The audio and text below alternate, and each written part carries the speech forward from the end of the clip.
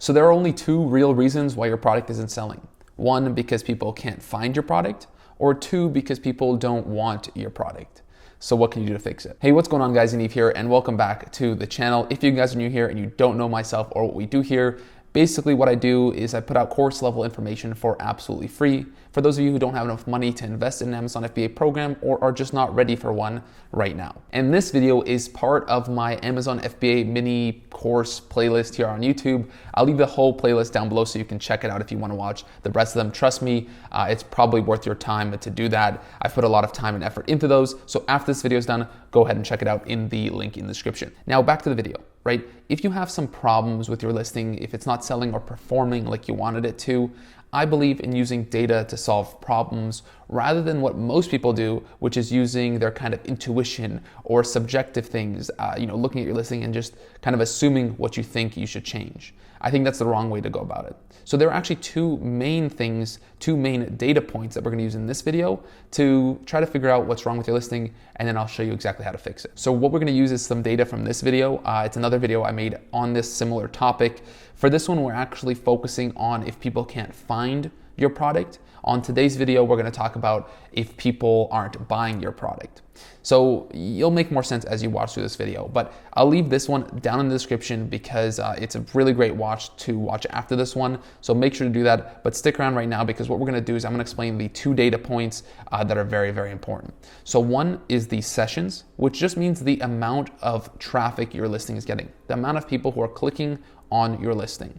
And then the second, very important metric is actually unit session percentage, which just means how many people of those who are visiting your listing are actually buying your product. So in this case, it's like 16% out of 4,500 are actually buying this product. Now, if you're wondering how to get to this page, just go to, click on performance, business reports, and then to detail page sales and traffic by child item, and you'll get to here. So in this video right here, we're gonna talk more about the unit session percentage, which is this number right here. It doesn't wanna make the arrow for me.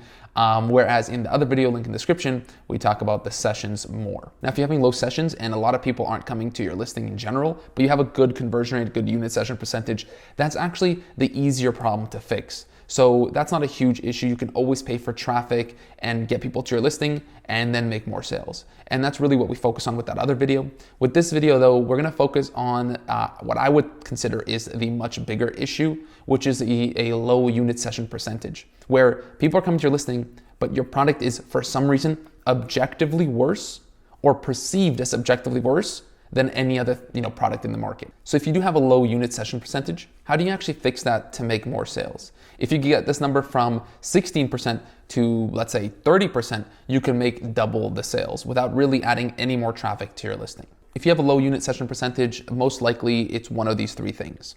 You have a bad offer, which means your price is wrong. You have bad pictures, which means people do not like your listing for one reason or another. They think your product is bad based on your pictures. Or you have low or not enough reviews. Those are the most likely culprits for a low unit session percentage. So to basically prove that it's one of those three things, you can see here we have a eye tracking heat map. And obviously this is a book, so it's a little bit different than having like an actual product on Amazon. But as you can see, where people are looking at the most is the red parts, and you can see they're looking at the book and the picture, and they're looking at the reviews. In this case, they're not looking at the price so much because it's free. I guess this is like a Kindle Unlimited thing. But I have another picture here that you can tell they look at the product and they look at the price as well. Obviously, people care a lot about the price. If you scroll down on the same thing, you can see how much people care about reviews. You can see that here, they're reading reviews. People look at the reviews and they even look at kind of other products here as well. So it's very, very important that you have a good offer, because if you don't have a good offer, people actually do look at other customers who also bought and sponsored related items as well to see if it's worth buying your product or not. So it's very, very important that you increase your unit session percentage so you have less people leaving your product and going to buy competitors or just not shopping at all. Let's talk about number one. Probably the biggest reason why your product isn't making sales is because of your images and your photos and pictures.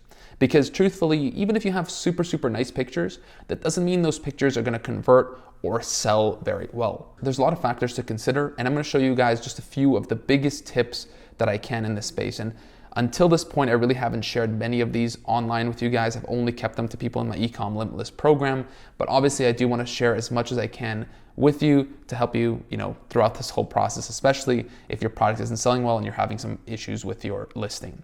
So let's dive into this market, which is the smartwatch market, because it's going to allow me to kind of explain my point the best. Basically, Amazon gives everyone the same rules for images. You have the same real estate to play with. But what really matters is how you're taking advantage of that real estate to stand out from the crowd. Because truthfully, if you have the right pictures and you know exactly what to do with your angles, you can actually, just from your pictures, sort of quote unquote differentiate yourself from the rest of the market. So let's talk about this market here, because I really love what they do here. And the pictures in this market are really, really great. Even though we're looking at kind of small products here, if you look and you click on any one of them, you see how much real estate they actually use of what Amazon gives them. So Amazon gives you a 1,000 by 1,000 box or more to use. If you aren't using every single inch of that box or every single inch of the white space within that box, you're missing out. So if you look at this one right here, look at this product. It's so commanding that you can't not look at it. Like, it's kind of just in your face. There's very little white space, right? Of course, there's going to be some just because the product is in a square. So there's going to be some. But as you can see, they've actually angled the product a little bit because, they show you kind of the back, they're showing you the front, and they're taking up as much space as possible.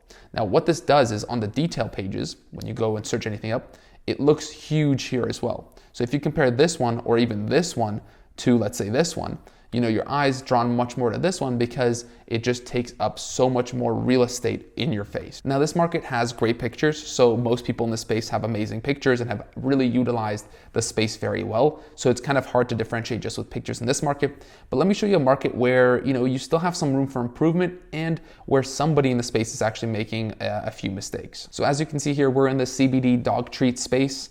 And one thing to consider here is just how well some of the competitors are using up their picture space and how poorly others are. So for example, here you can see we have a huge, picture here. We have another huge picture, a third huge picture. But then if you scroll down just a little bit, you start to see some of the other competitors, like this guy, for example, who's making huge mistakes with his listing. Here's one huge picture, very eye-catching. I'm looking exactly at that image. But when I look over at this one, you can see there's a ton of white space around it and it just looks small. It doesn't look as demanding. It doesn't, demand your attention the same way as, let's say, this one does. So if I click on this, you can see that there's a ton of white space used around it. And also, it just, the picture is, isn't that great. You can see the shadowing and the shading is poor there.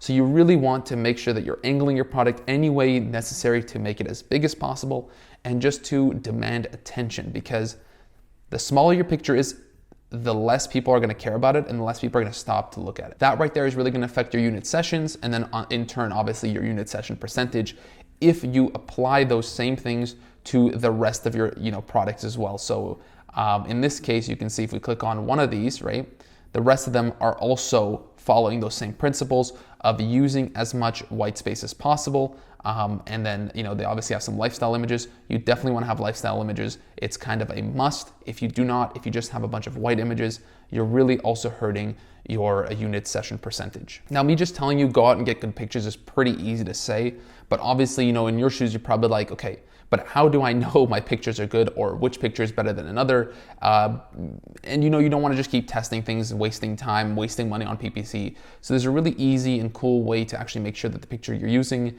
is probably the more converting, the better converting pictures.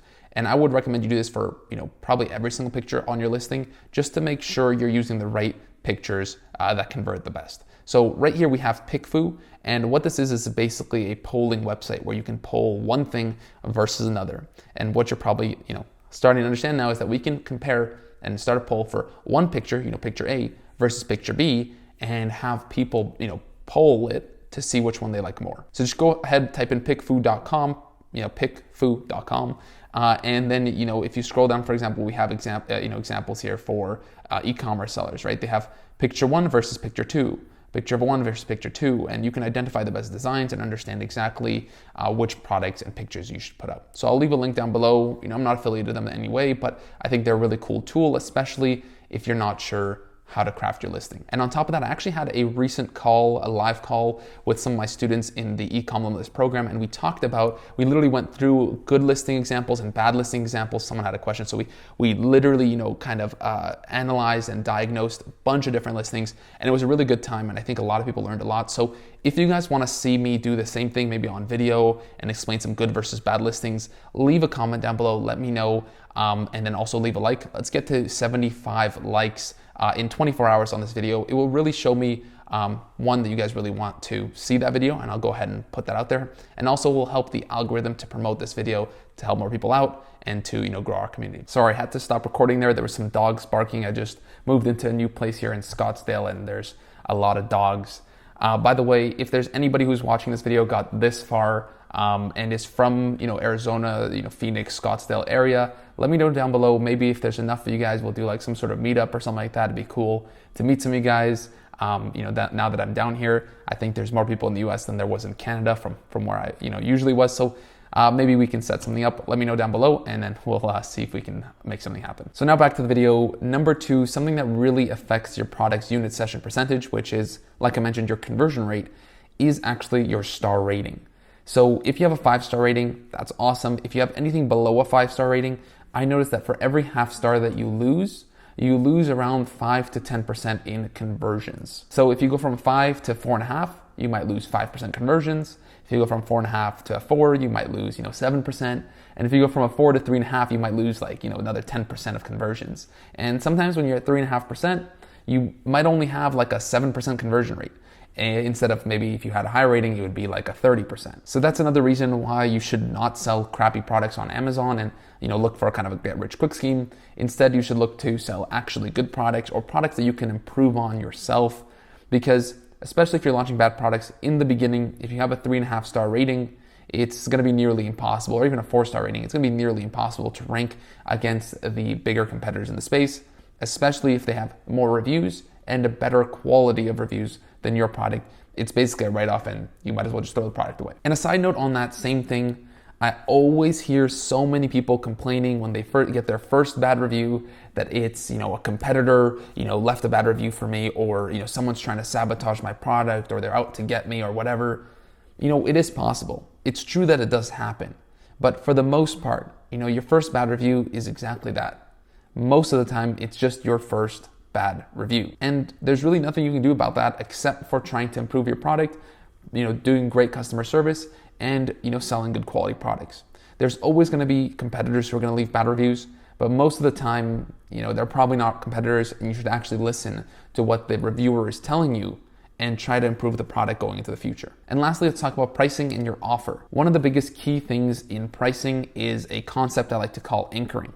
And basically what anchoring means is to find the lowest someone is selling your product for, the highest someone's selling your product for, and finding yourself in the middle. You set an anchor point in the middle, somewhere where you're not too low and you're not too high, especially when you're first starting off.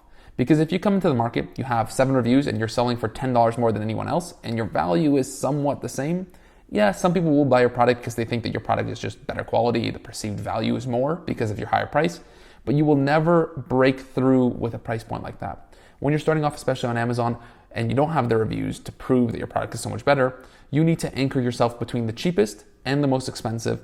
And then if you do truly have a higher premium quality product, you will get the better reviews. And as your reviews go up, your opportunity to increase your price will go up as well, because now your perceived value is higher due to all those reviews that you've now accumulated. You can then increase your price to a premium level. But you always, if you want to make the most money, you always want to look at that anchoring point. Like look at many car manufacturers and stuff like that. It's like if you look at, Volkswagen, for example. Volkswagen, the car, owns a whole bunch of other, car companies and manufacturers. They own Lamborghini, which is, a lot more expensive, and they own, some other smaller brands. But Volkswagen is a very affordable, car that almost anyone can buy.